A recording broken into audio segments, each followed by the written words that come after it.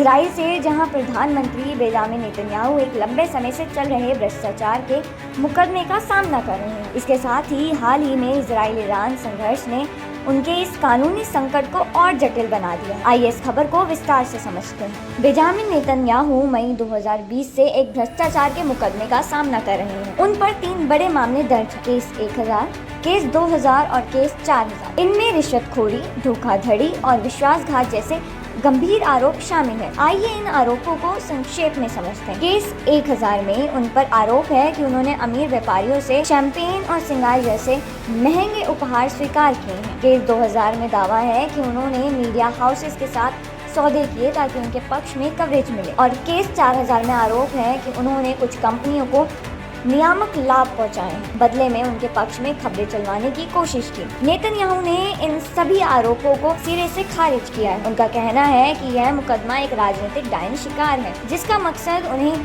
सत्ता से हटाना है। वह प्रधानमंत्री पद पर बने रहते हुए नियमित रूप से कोर्ट में पेश हो रहे हैं। लेकिन इस कानूनी लड़ाई के बीच इजराइल ईरान के बीच तनाव ने नेतन्याहू की स्थिति को और जटिल कर दिया है। हाल ही में नेतन्याहू ने ईरान पर सैन्य हमला शुरू किया जिसे ऑपरेशन राइजिंग लॉयन नाम दिया गया। इस हमले ने इजराइल में उनकी लोकप्रियता को स्थानीय रूप से बढ़ा दिया है और भ्रष्टाचार के मुकदमे से लोगों का ध्यान हट गया है। इस बीच अंतर्राष्ट्रीय स्तर पर भी इस मामले को लेकर हलचल मची है। अमेरिका के राष्ट्रपति डोनाल्ड ट्रंप ने नेतन्याहू के समर्थन में खुलकर बयान दिया है। ट्रंप ने इस मुकदमे को हास्य संपन्न डायन शिकार करार दिया और यहाँ तक कहा कि बीवी नेतन्याहू को बचाएंगे। ट्रंप का यह बयान नेतन्याहू के लिए एक बड़ा राजनीतिक समर्थन माना जा रहा है। सवाल यह है कि क्या इन गंभीर आरोपों के बावजूद नेतन्याहू अपनी कुर्सी गंवाएंगे? आइए इनकी कानूनी और राजनीतिक स्थिति को समझते हैं। इजराइल कानून के मुताबिक रिश्वतखोरी के लिए अधिकतम 10 साल की सजा हो सकती है, जबकि धोखाधड़ी और विश्वासघात के लिए 3 साल तक की सजा हो सकती है। लेकिन महत्वपूर्ण बात यह है कि इजराइल कानून में एक मौजूदा प्रधानमंत्री को तब तक इस्तीफा नहीं देना पड़ता जब तक कि उनकी सजा को अंतिम रूप से पुष्टि न हो जाए और सभी अपील की प्रक्रिया पूरी न हो जाए। इसका मतलब है कि नेतन्याहू अपील की प्रक्रिया के दौरान भी अपने पद पर बने रह सकते हैं। लेकिन कानूनी प्रक्रिया के अलावा राजनीतिक स्थिति भी अहम है। नेतन्याहू की लिक्विड पार्टी और उनके गठबंधन सहयोगी अभी तक उनके साथ मजबूती से खड़े हैं। जब तक जनमत सर्वेक्षणों में उनकी लोकप्रियता में भारी गिरावट नहीं आती या उनके गठबंधन से सहयोगी उनसे समर्थन वापस नहीं लेते, तब तक उनकी कुर्सी को तत्काल खतरा नहीं है। तो निचोड़ यह है कि हाँ, बेंजामिन नेतन्याहू पर गंभीर भ्रष्टाचार के आरोप हैं। अगर ये साबित हो गए तो उन्हें जेल की सजा हो सकती है, लेकिन नहीं, वह तुरंत अपनी कुर्सी नहीं गंवाएंगे जब तक सजा को